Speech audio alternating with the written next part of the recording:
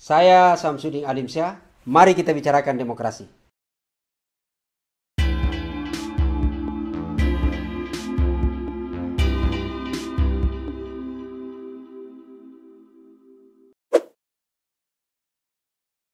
Saya bergeser ke Bung Rocky.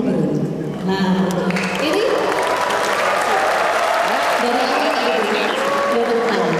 tapi kalau pertanyaan saya begini untuk Bung Rocky, kita kan tahu ya teman-teman semua ya, Bung Rocky ini mengajar juga iya, terus aktivis 98 juga iya.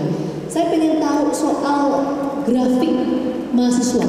Nah, kenapa kita bicara konteks mahasiswa? Karena sekali lagi ini adalah agen perubahan untuk mencapai tujuan tadi soal nasionalisme berbagai Indonesia kita. Grafik mahasiswa dari masa ke masa itu seperti apa? Dan apa sih sebetulnya membedakan mahasiswa ini dengan identitas lainnya itu seperti apa, Bu Rocky? Kami silakan, Bu Rocky.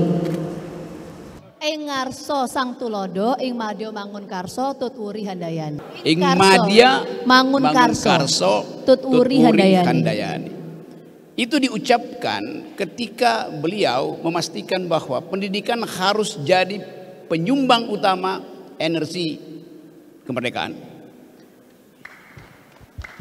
Pendidikan harus jadi penyumbang utama energi kemerdekaan.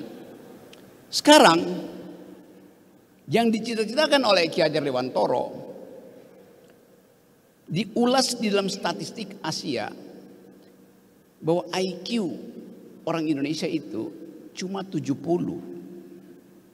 Sementara Singapura 115, Vietnam 105. Jadi kalau kita bayangkan bahwa energi yang diucapkan oleh Ki Hajar Dewantoro dibatalkan oleh proyek-proyek pendidikan yang ngaco selama ini.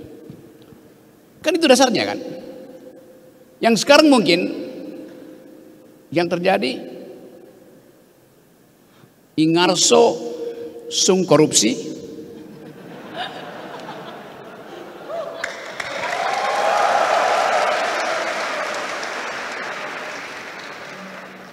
ingarso sung korupsi, ing madya mangun dinasti,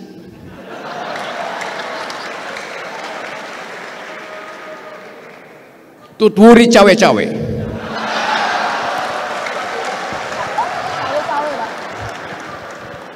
Itu yang kita punya hari ini, yang menyebabkan perintah konstitusi untuk mencerdaskan kehidupan bangsa tidak terjadi.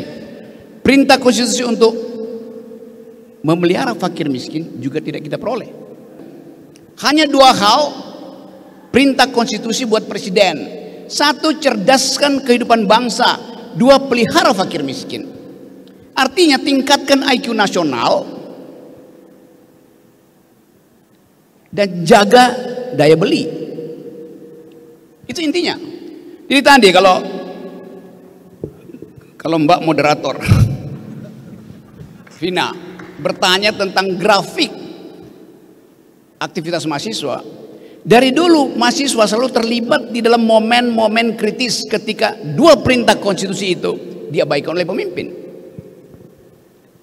Kan yang akan dapat akibat dari gagalnya sistem pendidikan kita adalah mereka yang dijanjikan untuk jadi bonus demografi di 2045 itu. Bagaimana mungkin Anda bertanding dengan anak muda Singapura kalau IQ kita sekarang 70 sementara yang di Singapura itu udah 115. Dari awal kita udah kalah tuh. Karena nutrisi yang diperlukan oleh rahim perempuan untuk menghasilkan generasi berpikir, nutrisinya berubah menjadi aspal jalan tol. Trade off-nya jelas di situ. Dan itu yang diperlihatkan juga oleh statistik bahwa per hari ini stunting itu, kekurangan nutrisi pada bayi, setiap 4 kelahiran bayi 1 pasti kekurangan gizi karena prevalensinya kita 25%. Ada Pak Dokter yang tahu angkanya. Apa akibat dari bayi yang kekurangan nutrisi di usia belajarnya, di usia formative years-nya? Otaknya tidak akan tumbuh atau menyusut 25%. Bagaimana otak yang menyusut 25% diandalkan sebagai bonus demografi di 2045? Bagaimana caranya? Lebih dari itu, setiap bayi yang lahir hari ini dia sudah dibebani utang negara utang pemerintah sebanyak 40 sampai 50 juta rupiah. Bagaimana kita membayangkan bonus demografi kalau bayinya IQ-nya kurang dan dia masih harus bayar utang negara? Kalau saya undang satu lembaga survei di sini dan saya minta dia tanya pada calon-calon ibu di sini, mau nggak Anda melahirkan bayi yang pasti otaknya menyusut dan harus bayar utang? Mungkin ibunya bilang iya, saya ambil risiko itu. Tapi coba respondennya adalah si bayi. Bayinya nggak mau pasti. Dia akan artinya ogah, nggak mau lahir. Kalau bayinya rasional, kalau bayinya lulusan UNES,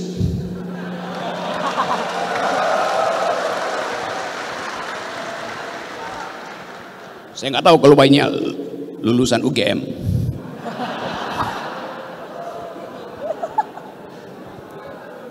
Kan itu yang ada di kepala kita kan. Kan kita ingin bangun generasi ini supaya bisa kompetisi dengan mahasiswa lain di sekitar negara tetangga kita. Kalau misalnya pemerintah mengatakan bahwa kalian mahasiswa Indonesia akan punya pendapatan 3 kali lipat dari hari ini, ya bagus. Kalian akan tumbuh cerdas 2 kali lipat IQ dari hari ini, ya bagus aja. Tetapi itu kalau mengandaikan Singapura nggak bertumbuh, Thailand nggak bertumbuh, Vietnam nggak bertumbuh. Kan kita mesti baca statistik bahwa Singapura juga pasti bertumbuh, Thailand bertumbuh. Jadi buat apa daya beli kita bertumbuh 3 kali lipat kalau Singapura bertumbuh 7 kali lipat, kalau Vietnam bertumbuh 10 kali lipat? Ya sama juga.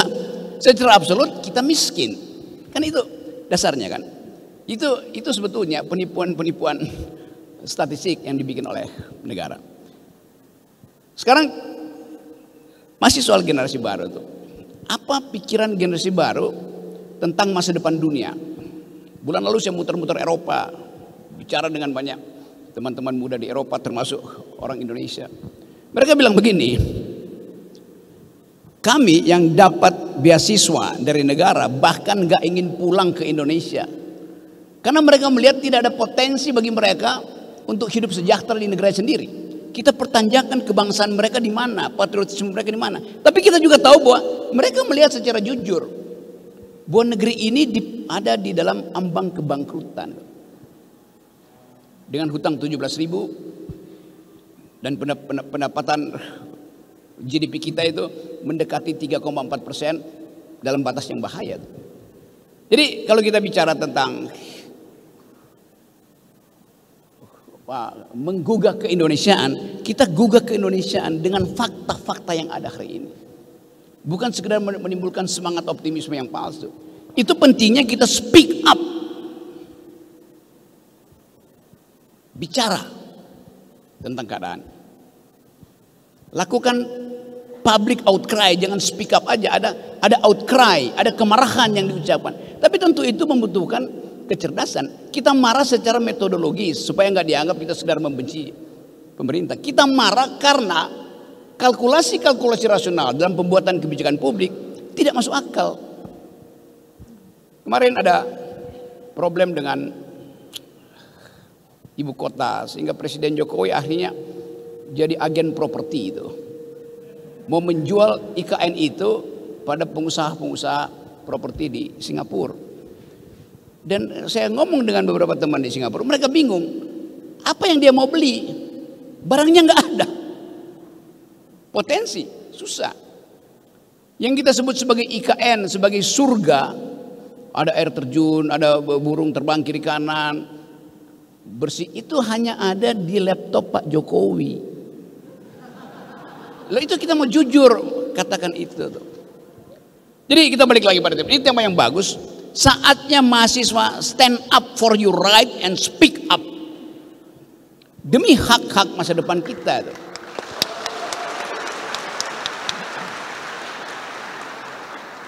Coba kita bikin ekstrapolasi.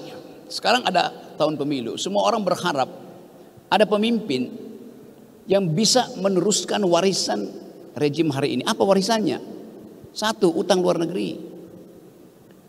2, bangsa yang terpecah secara sara, agama, ethnicity itu. 3, demokrasi yang indeksnya turun terus. 4, situasi HAM yang makin lama makin mengkhawatirkan, terutama di Papua tuh. Jadi seluruh problem itu akan Anda hadapi nanti di 2024. Sekarang kita tunggu kampanye apa dari calon pemimpin bangsa tentang isu itu. Saya lihat baca statistik tadi pagi. Swing voters pemilu 2004 dari 27% naik merangkak ke 30%. Siapa mereka? Anak muda.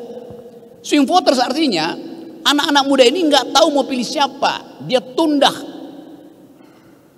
coblosannya itu. Karena dia mau mendengar suara dari UNES, suara dari Abraham Samad.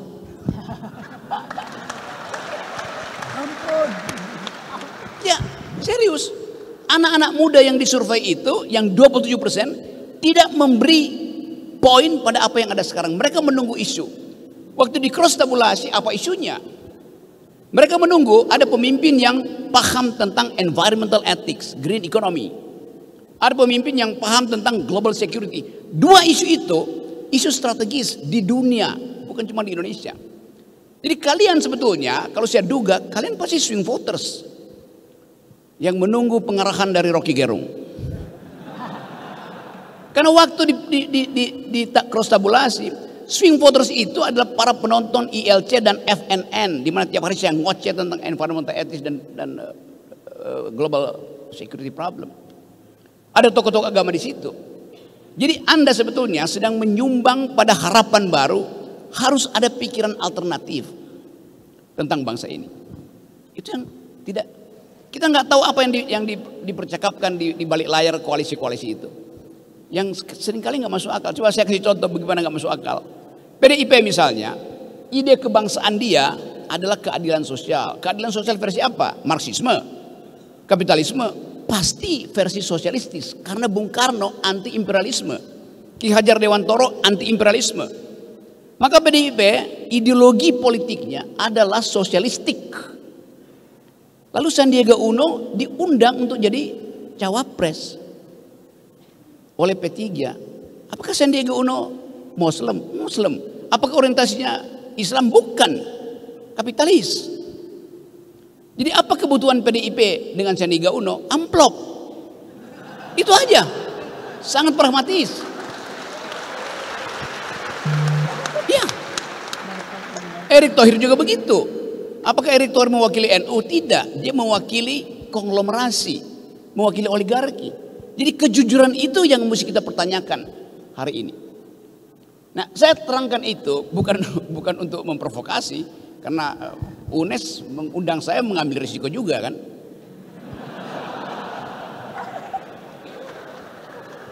UNES artinya Universitas Nekat Sekali.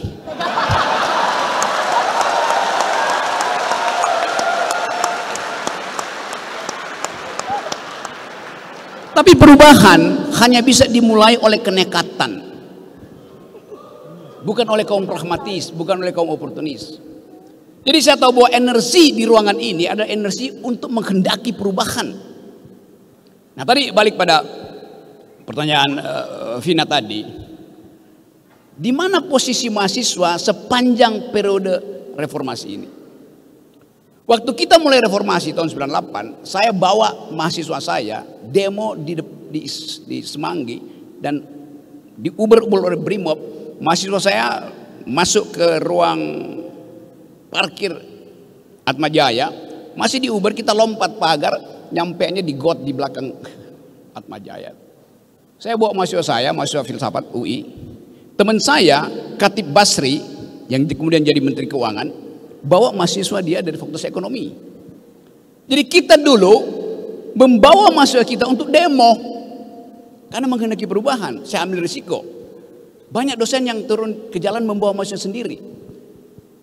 Rektor bahkan ngompori mahasiswa untuk turun ke jalan. Pada waktu itu zaman Orde Baru. Sekarang zaman reformasi, idenya adalah kampus merdeka, merdeka belajar. Kampus merdeka tapi rektornya dirantai.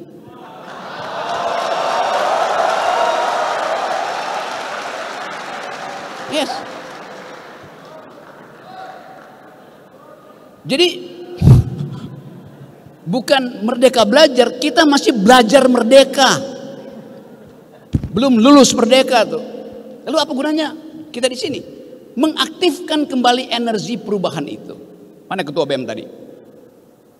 Ketua BEM-nya mana tadi ketua BEM? Ketua BEM dari fakultas FIB, Fakultas Ilmu Bohong-bohongan. Oh. FIPP,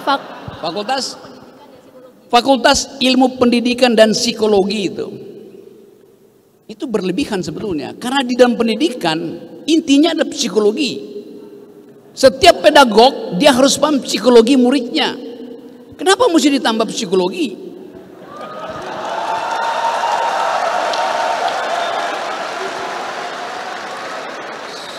Saya tahu akal-akalannya. Karena kalau hanya disebut fakultas pendidikan, seolah-olah cuma mau jadi guru. Gak ada orang sekarang yang mau jadi guru, karena gajinya kurang. Sekaligus maka diakalinlah fakultas pendidikan dan psikologi supaya bisa buka klinik konsultasi jadi psikolog misalnya. Tambahan. Sama dengan fakultas ekonomi, ditambah lagi sekarang fakultas ekonomi dan bisnis. Supaya aspek bisnisnya itu lebih kuat daripada ilmu ekonomi. Kan itu intinya kan. Jadi ini permainan-permainan ya ditambah-tambahkan lah supaya kelihatan keren tuh.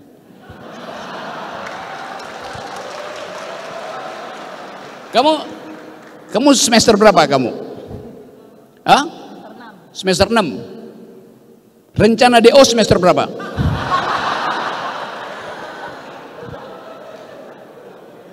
Kenapa nggak ada rencana DO? Kenapa mesti lulus?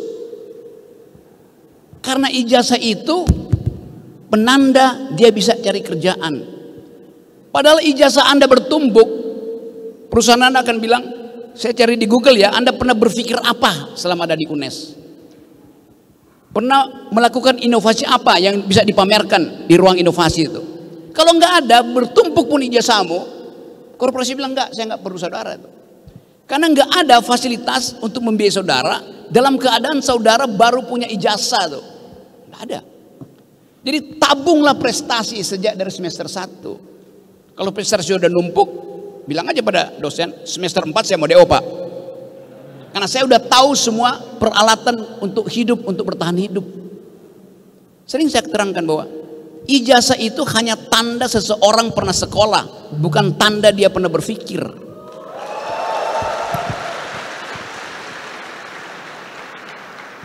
Yang punya ijazah asli aja belum tentu bisa berpikir, apalagi yang ijazahnya palsu.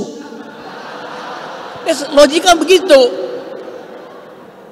Tapi saya tahu bahwa profesor-profesor di universitas ini mengabdikan sepenuhnya kehidupannya untuk meningkatkan IQ nasional. Saya tahu itu. Kalau Universitas Indonesia, ya dosennya itu banyak konsultan di luar tuh. Tapi ada tradisi di UNES, Universitas Negeri yang tadinya namanya IKIP, betul ya? Institut Keguruan dan Ilmu Pendidikan. Basis-basis pedagoginya tetap ada di situ. Kesederhanaan, kesetaraan. Jadi sudah betul kita mulai satu gerakan speak up. Bahkan kita bikin bahwa ini tempat pertama di mana kita bangunkan bangsa ini. Ada wake up call.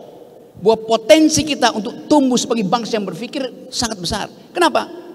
Para pendiri bangsa ini, founding parents kita, jangan bilang founding fathers, itu bertentangan dengan feminisme itu.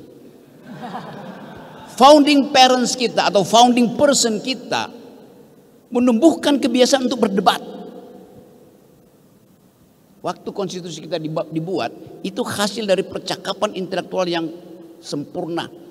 Islam bertengkar dengan ide nasionalisme, nasionalisme bertengkar dengan ide komunisme, komunisme bertengkar dengan ide liberalisme itu. Jadi ada percakapan intelektual yang menjadi asas berdirinya bangsa ini.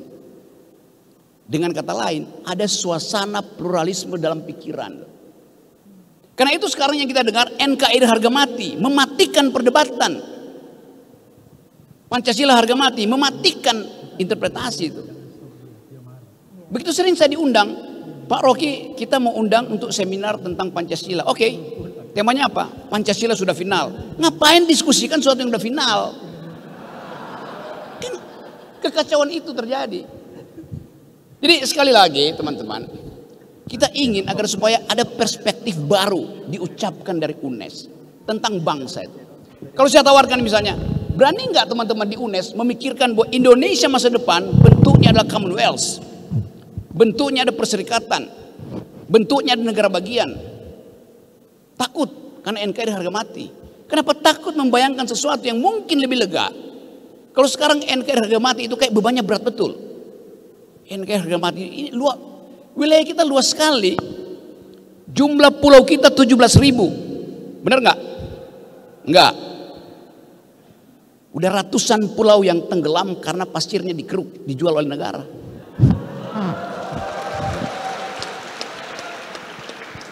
Yang membahayakan ekologi, pasir yang digali dari pantai Semarang itu merusak ekologi Semarang. Pasirnya dibawa ke Tangerang untuk reklamasi, merusak ekologi Tangerang. Karena pasir di sini bisa beda dengan pasir di sana. Kimianya pasir di sini bisa jadi racun buat ikan-ikan yang di Tangerang. Kimia tanahnya berbeda tuh. Apalagi yang dijual ke Singapura. Jadi dunia ini sedang diasuh oleh dua grammar. Satu adalah environmental ethics. Di dalamnya ada ide tentang new kind of justice, yaitu gender equality, feminism point of view. Nah, kita di sini nggak mendengar isu itu dibicarakan oleh para capres. Kenapa? Karena para capres dikepung oleh isu 20% threshold. Itu yang merumitkan kita. Jadi ide itu jadi buntu karena soal teknisnya mesti diselesaikan dulu.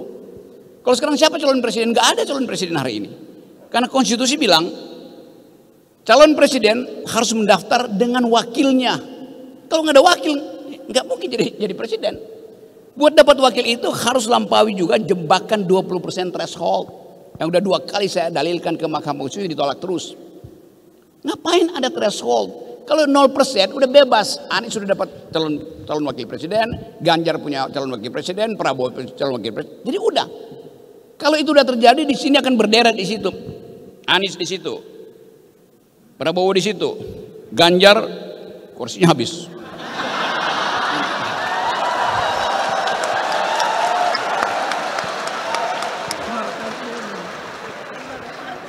Jadi ini forum akademis. Kita mungkin bisa berikan kritik dalam bentuk satir. Kemampuan kita mengabstraksikan persoalan. Kelucuan itu ada di otak, bukan pada tubuh itu. Nah teman-teman, sebelum beralih menjadi delik, saya mau mengucapkan satu hal bahwa ini bangsa yang sedang berpikir. Nation in thinking, nation in waiting. Jadi sekali lagi saya senang diundang oleh UNES, Universitas Nekat Sekali, dan ASA, Akal Sehat Abraham. Tapi oke, itu pengantaranya, nanti kita bicara panjang lebar. Tapi izinkan saya nanti kira-kira 3:30 saya mesti ke bandara. Karena masih mengurus hal-hal lain yang juga sama, itu isu kebangsaan. Saya kira itu pengantar, nanti silakan diskusi ya. Assalamualaikum warahmatullahi wabarakatuh.